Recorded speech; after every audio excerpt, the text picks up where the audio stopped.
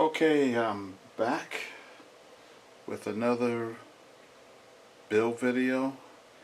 I don't know for sure how in depth I will go with the build for this new plane, but I'm just going to show you some of the items that's going into the build.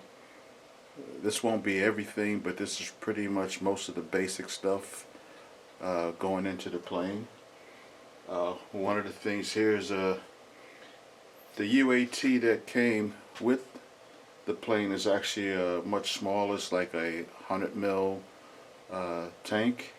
So this is a 250 that I'm going to put in the plane, and I'm going to mount this in the bottom of the plane. I'm going to make a tray, a mount for this.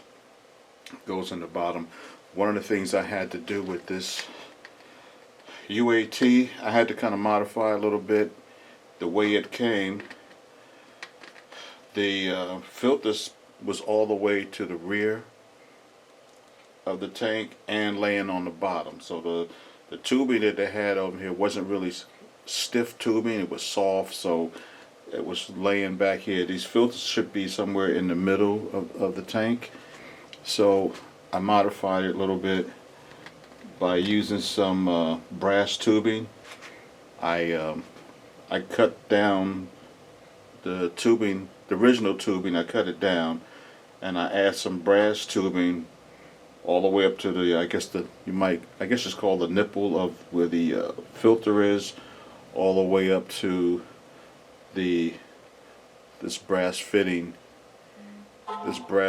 here. I had tubing, so now it pretty much sits in the middle where it should be. So if you ever get one of these and the filter sitting all the way to the end and laying on the bottom, that's what you can do to rectify that problem, or unless you have some really stiff tubing that you can use, and these things should be somewhere in the center. So anyway, I'm going to use a bigger UA2 tank in the plane, and of course some of the other basic stuff. This is a JP Hobby gear controller which is going in the plane. I'm also going to use, I haven't used one yet, but I'm going to try this. This is the new version of the ASSAN brake and steering controller. Gyro, I should say. I've used just the plain gyro and quite a few of my planes, and it does a great job on letting the plane track straight. But I'm going to try this one with the brake controller in there.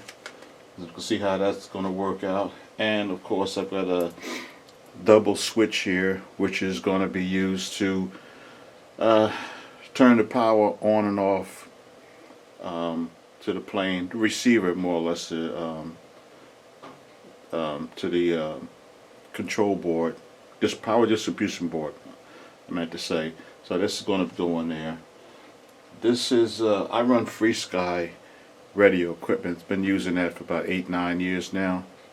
So this is their new this R8 Pro access receiver. So this is going in. It's going to be wired through S-Bus, which is going to give me 16 channels. But with the control board that I'm going to use, the Free Sky control board, this one won't give me a full 16 channels. I haven't had a use for full 16 channels anyway. The most I've used is 12. But this will give you 15 channels. This is a RB20 power distribution board, and it's been up, the firmware has been updated for access, and Free Sky familiar with that. And this is actually the case to hold this. I had someone print this out for me to mount the distribution board in, so this is just extra I had, along with some different size holders for running cables through. So I had same person also printed up these things for me as well. So I have them in a couple of different sizes for running cable. And as far as my I have some receiver brackets, servo brackets, excuse me. With the kit, they give you these square blocks, wooden blocks, that you're glued to the bottom of the panel, or I should say the top of the panel, where the servos are going to be mounted, like for your flap, aileron. Same thing for the elevator and your rudder.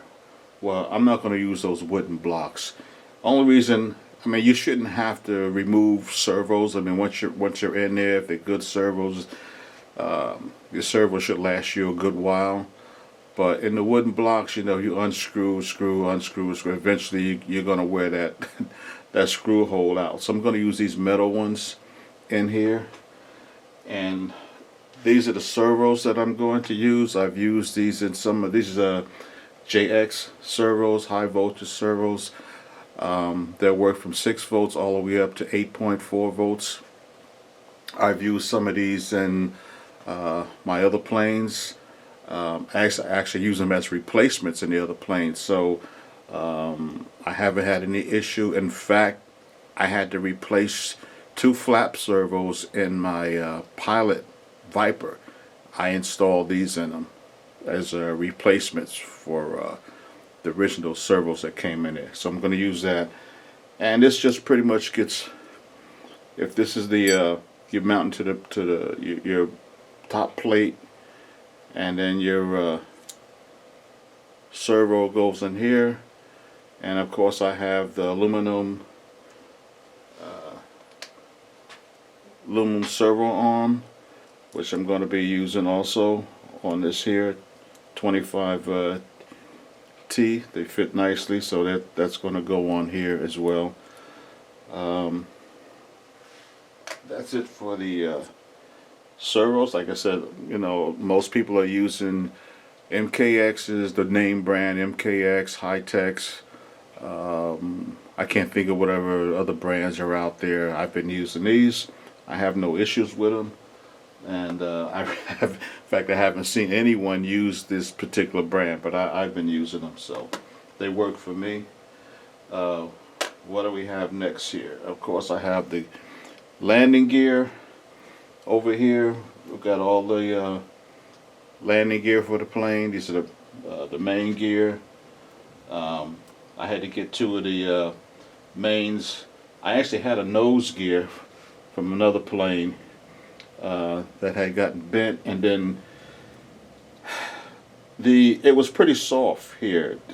I removed it from the plane because it was pretty soft. I couldn't figure out how to fix this thing, because once the nose of the plane went down, it just wouldn't retract.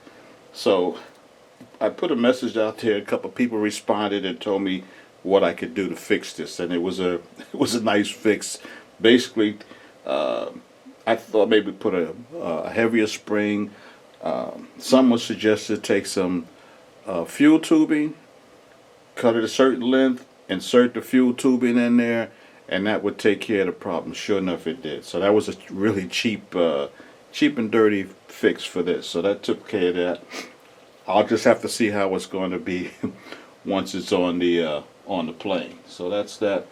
Plus, I have, you know, a bunch of wire here, because I'm gonna have to make up all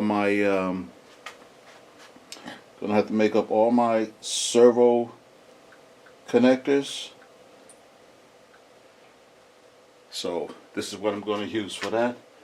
And I have what else? And there's some various other items that I'm going to be using to, you know, here, for instance, I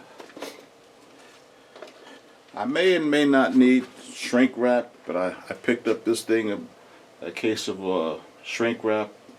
They cut to already size, different colors, sizes, whatnot, so that if I need that. And of course, your kits for making up the servo connectors. So I'm going to be pretty busy with wiring this plane up, because it's just an airframe only. So if you haven't seen the unboxing, we take a look at that, and I think I went through that and pretty much explained that that's airframe only. The turbine will be coming soon. I'm going to be using a KingTech 102 G4 turbine in it, and this plane is actually the same size. It's a 1.6 meter plane, same size as my HSD turbine 105. They call it 105. It's a little bit longer than that, but it's the same plane. They call them a Viper. To me, it's an Avanti plane, as you've seen from the unboxing on that one. So that's it's an Avanti to me. So they both fly the same. The setups will be identical as far as your throws and everything like that. So all that's going to be the same. So only thing is this is a composite compared to my foam HSD Viper plane.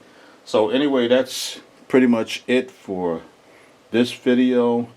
This is just some of the items that's going to go on the plane. There's going to be other items, but there's no point in me actually showing all the other little bits and pieces and whatnot that's going to go onto the plane. So I will make videos as I progress through the build.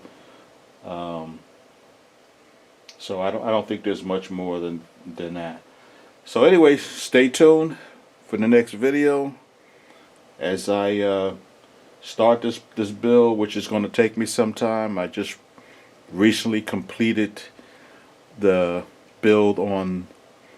By the time this video comes out, you know, it's going to be a while. So, but I completed the build on the pilot plane.